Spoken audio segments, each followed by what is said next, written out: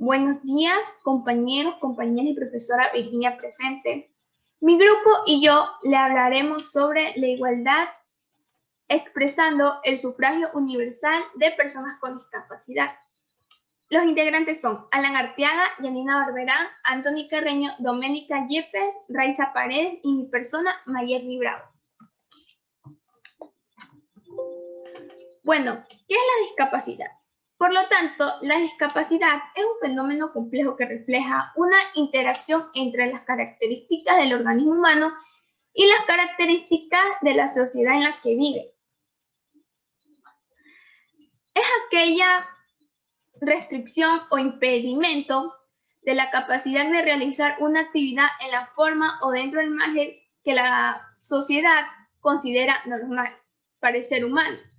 Se caracteriza por excesos o insuficiencias en el desempeño a una actividad rutinaria normal, los cuales pueden ser temporales o permanentes. Deficiencia o como una respuesta del propio individuo, sobre todo la psicológica, a deficiencias físicas, sensoriales o de otro tipo. Entre las deficiencias se excluye la existencia o aparición de una anomalía, defecto o pérdida producida por un miembro, órgano, tejido o cualquier otra estructura del cuerpo, incluidos los sistemas de la función mental. Ahora hablaremos sobre los tipos de discapacidad. Tenemos discapacidad física. Es la clasificación que cuenta con las alteraciones más frecuentes como secuelas de poliomielitis, lesión medular y amputación. Discapacidad sensorial. Comprende a las personas con deficiencias visuales y auditivas, a quienes presentan problemas en la comunicación y el lenguaje. Discapacidad intelectual. Se caracteriza por una disminución de las funciones mentales, considerada la enfermedad mental o psicosocial, y varios tipos de enfermedad crónica. Esta discapacidad abarca toda una serie de enfermedades y trastornos, dentro de los cuales se encuentra el retraso mental, el síndrome de Down y la parálisis cerebral. Discapacidad psíquica.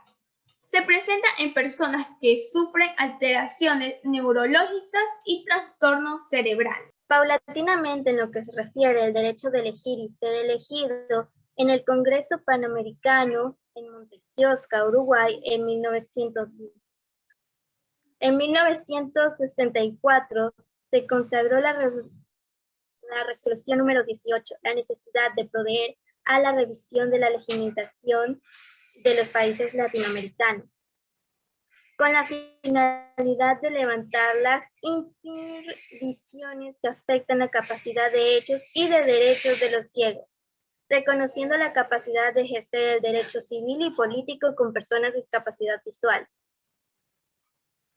En 1971, la Asamblea General de la ONU proclamó la Declaración de los Derechos del Retraso Mental, que se apaló a un gran número de personas con discapacidad mental e intelectual. En el artículo 7 dispone que si alguna persona con algún problema mental no es capaz, debido a la gravedad de sus limitaciones, de ejercer efectivamente todos sus derechos, o si es necesario limitar o incluso suprimir tales derechos, el procedimiento que se emplea a los fines de esta limitación o suspensión, debido en tragar salvaguardar jurídicamente que proteja al deficiente contra cualquier forma de abuso. 4 años más tarde, la ONU aprobó y proclamó al mundo la Declaración de los Derechos de los Imprendidos, estableciendo el artículo número 5.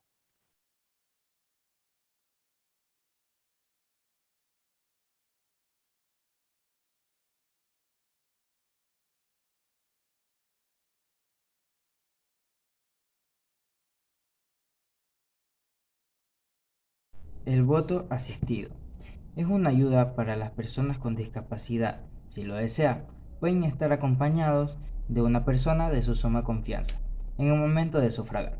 El voto en la mesa de atención preferente. Este servicio es para las personas con discapacidad, adultos mayores y mujeres embarazadas, ubicados en lugares accesibles y visibles en donde podrán ejercer su derecho al voto. En estos también incluyen personas con discapacidad visual. ¿Quiénes fueron las personas que impulsaron el sufragio con personas de discapacidad? Las personas con discapacidad han tenido a lo largo del tiempo una participación casi nula en las decisiones políticas de los países.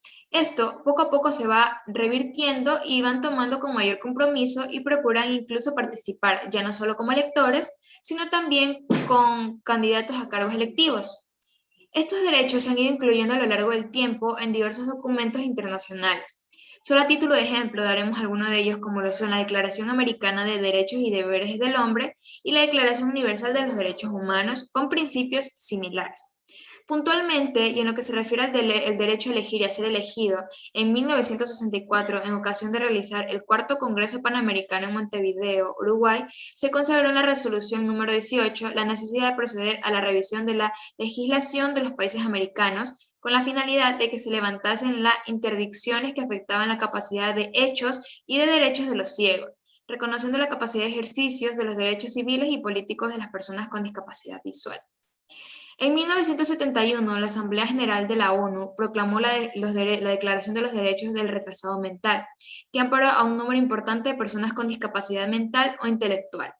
El artículo 7 dispone que si algún retrasado mental no es capaz, debido a la gravedad de su limitación, de ejercer efectivamente todos sus derechos, o si hace necesario limitar o incluso suprimir tales derechos, el procedimiento que se emplea a los fines de esa limitación o supresión deberán entrañar salvaguardias jurídicas que protejan al deficiente contra toda forma de abuso.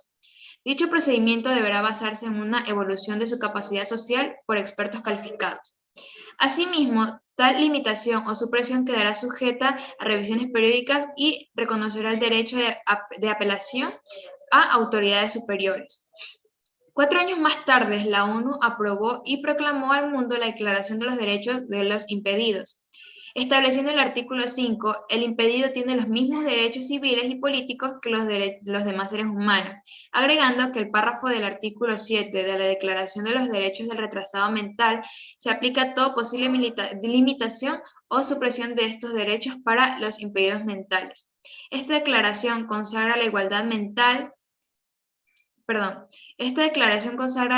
en materia civil y política de las personas con A mí discapacidad. me tocó el título que es obligatorio al voto para las personas discapacitadas.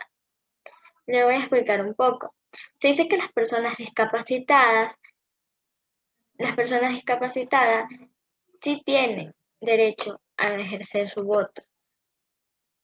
No solo tanto como el derecho para emitir el voto, sino que también están obligados para hacerlo, porque son miembros de la sociedad, en lo cual y por tanto necesita tener un título de derecho, ya que esto lo sujeta a ellos para unas obligaciones, ya que son personas que deben tener los mismos derechos y las mismas libertades que uno mismo goza.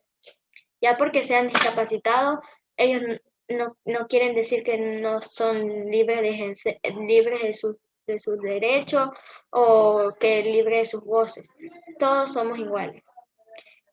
También son hechos también reconocidos por parte de la comunidad en los que pertenece en nuestros derechos fundamentales. Entre estos derechos se encuentran como la discriminación de razón de nuestra discapacidad. Todo el mundo tiene derecho a ejercer el voto, sea género o sea discapacitado, porque todos somos ciudadanos. Bueno, y el proceso para las personas discapacitadas, para hacer el proceso electoral son los siguientes. Por ejemplo, las presidentes de las juntas de mesa trabajan 3 puntos. Por ejemplo, es elegir y ser elegido y participar el proceso electoral. También esto también se lo conoce como tener un voto un voto universal con las demás personas, como tiene que ser igual, directo y secreto.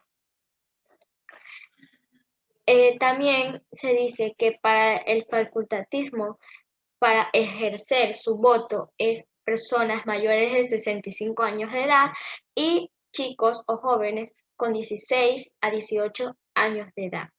También las personas discapacitadas y también extranjeros que ya tengan 5 años aquí en Ecuador pueden ejercer el voto.